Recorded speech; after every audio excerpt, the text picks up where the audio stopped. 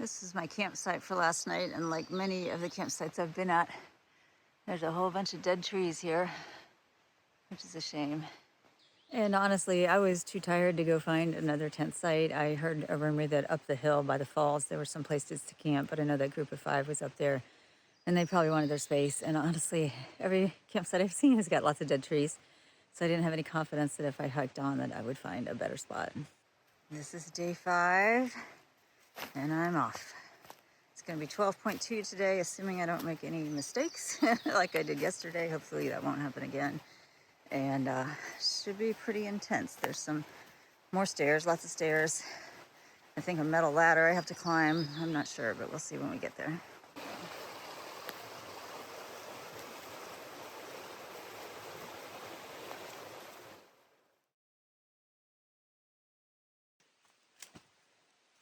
So I thought this morning, while I'm hiking, since I don't have anybody else to talk to, I might walk and talk a little bit. You guys are up since you're my only friends right now.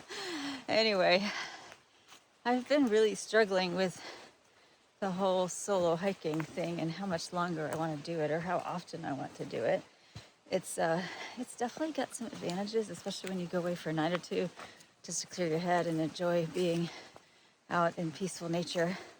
But at a longer trip, especially a trip like this that's more remote, where there's not an easy out if you have a problem and there's not a whole lot of people on the trail. Sorry if the camera's shaking. That's me hiking. Anyway, it can get kind of lonely. It can also get a little scary because some of this, storm damage is a lot harder to get around. It definitely wears you out because you're constantly calculating where to put your feet and is that spot safe or do I need to go over there? Physically and mentally, you're calculating. So that adds an extra level of difficulty. Yeah, just being alone at night, worried about bears, things like that. It's kind of lonely. And I just tend to just kind of walk through the forest, talking to myself, trying to sing. I don't sing very well, so I've got a terrible voice. If any of you watching are a voice coach and you think you could take me from terrible to mediocre, drop me a note in the comment. I'd love to hear from you. So even though I love music, I can never think of the words to songs I want to sing, so I default back to songs my dad taught me when I was a little kid. Nursery rhyme kind of songs, or just whistling, or making up my own songs. So there's that, there's the loneliness, which, like I said, is kind of a double-edged sword because sometimes it's great to be by yourself and sometimes you just really wish you had people around. Not even friends to hike with, just more people around to say hi to as you pass. And then there's this huge fear I have of getting injured, especially because some of my other hikes have ended in injury unexpectedly. And cell service out here is pretty non-existent. I get it maybe once a day if I'm lucky. So I know that if I did get hurt, and there's no other hikers coming along for probably hours, if at all in a day, then my only option would be to hit the SOS button on my Garmin, which I don't want to do, especially if it's a minor injury. But sometimes you can get a minor injury and not really be able to hike. And I look down at the ground and I see those steps and they're covered in leaves, or some of them are old and out of kilter, and I worry about not only tripping but slipping and falling on wet leaves, on a step that I missed, things like that. I'm going through some right now. That long downhill set of stairs I did yesterday at the end of the day was 50 steps, and some of them were completely obscured. Some of them were covered in slippery, wet leaves. So it was pretty dicey going down there. There was handrail down half of it and not on the other half. Definitely took my time and was anxious about it.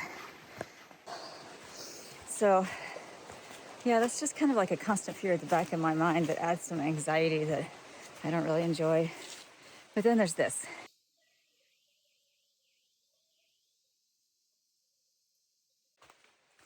After all that talk about being lonely, I just got passed by a hiker who I thought was way ahead of me. We passed each other twice yesterday, and he's moving pretty fast. He did this trail in sections. He said one was about a week ago, half of it, and now he's doing the other half. And he's planning to do 17 today, so nice to be young and fit and not almost 60 and a little overweight.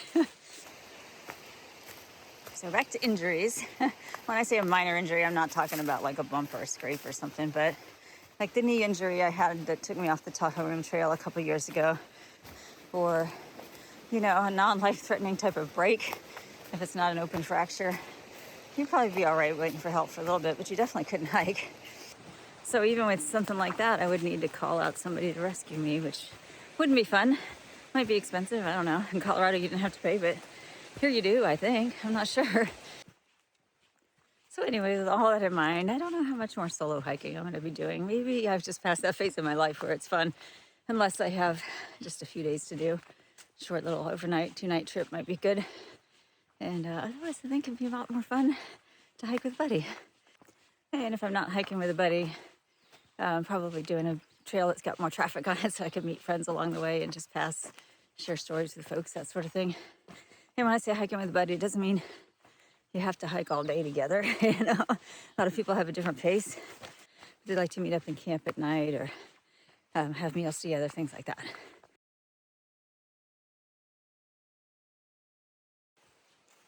It is very humid today.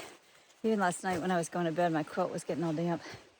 And the forecast is not for super high temps, but I put on my pants and I kind of wish I'd worn my shorts instead. I may be shedding a layer here pretty soon.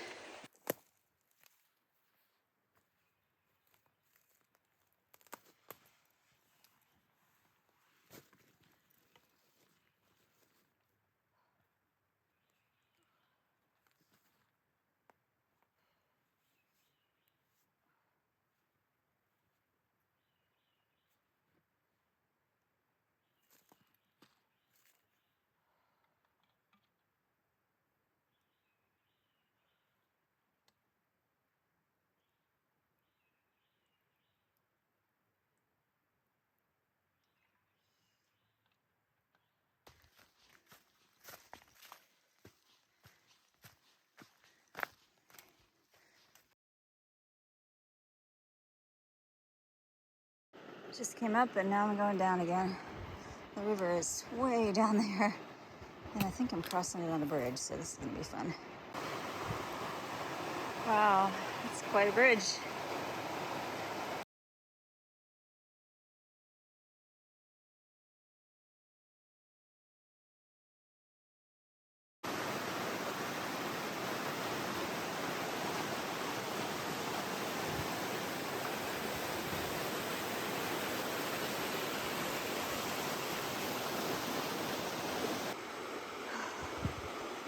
Well, I made it up that stretch, but guess what? There's more.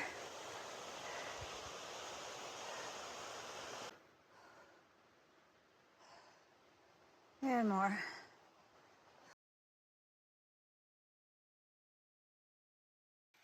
Oh, I just accidentally put my hand on that slug and I screamed because I didn't know what it was. And now he stinks.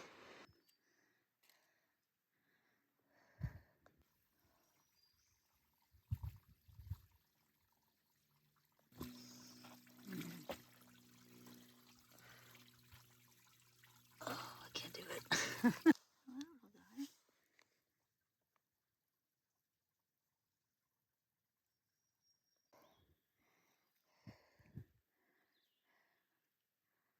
It's a little suspension bridge.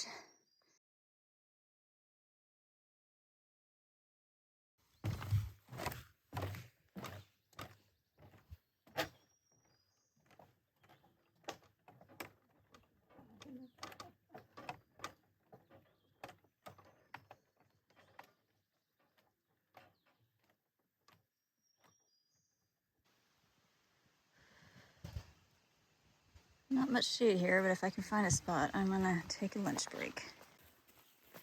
Well, no luck over there, but on this side of the bridge it feels a little cooler, so I'm gonna stop here. I'm gonna try to dry my feet out while I sit. Helps prevent blisters, but it's so humid that I don't know that that's gonna happen.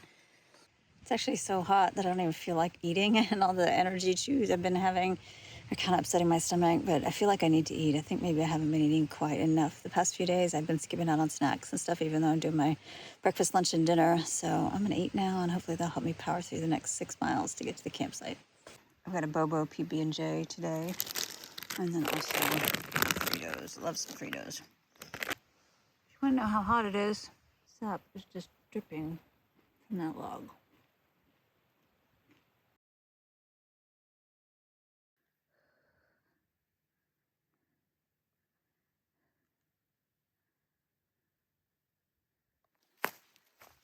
I am now in gorgeous state park, And this stretch of trail was closed from damage due to ice storms right up until about a week before I started my hike. So I'm really glad it's open now, and I'm curious to see how the trail looks. I have reached the point of dunking my sun shirt into the streams to cool off. It doesn't work as well out here as it does in the west because of humidity, but it was damp when I took it out of my pack. I think I spilled water on it or something, and it felt great. Now that it's dried out, I just dunked it in the little stream right there, and man, it feels good. So far, it looks like the state park staff did an amazing job clearing this trail. There's hardly any debris left. Trees are out of the way. Really good job.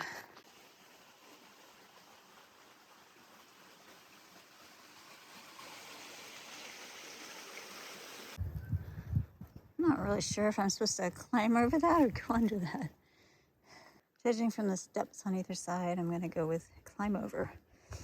Well, that was not very elegant, but I succeeded in not sliding all the way down there on the tree, which would have really hurt. And I decided to go ahead and change my shirt while I'm at it because the sun seems to be hiding right now, which is good. And there's a bit of a breeze, so I'm going to take advantage of that in my t-shirt. Oh my. I just came down like a 2-mile downhill, a steep downhill, the kind where you can't just sort of jog along. You got to put on the brakes and go slow so you don't end up on your bottom. Oh my gosh, it was hard. And I'm looking ahead, and I think I got a little bit more downhill till I get to the flat area by camp, but I'll just have to see how it goes. Sometimes I don't even want to look far out because it's heartbreaking what you see when it's not what you want to see.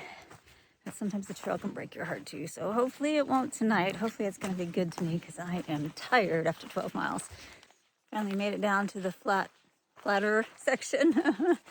And yeah, I've done, I guess 11 because I've got almost a mile to go to camp. But if all else goes well, I'll be in a lovely campsite with a pit toilet and water, nice river running by. So cross your fingers for me.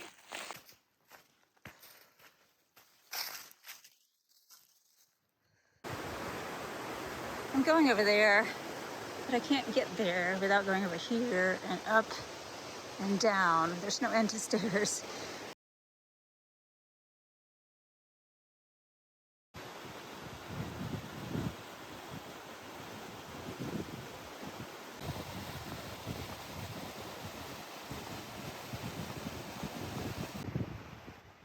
All right, lots of people here already, but I found my spot and I'm a very happy camper.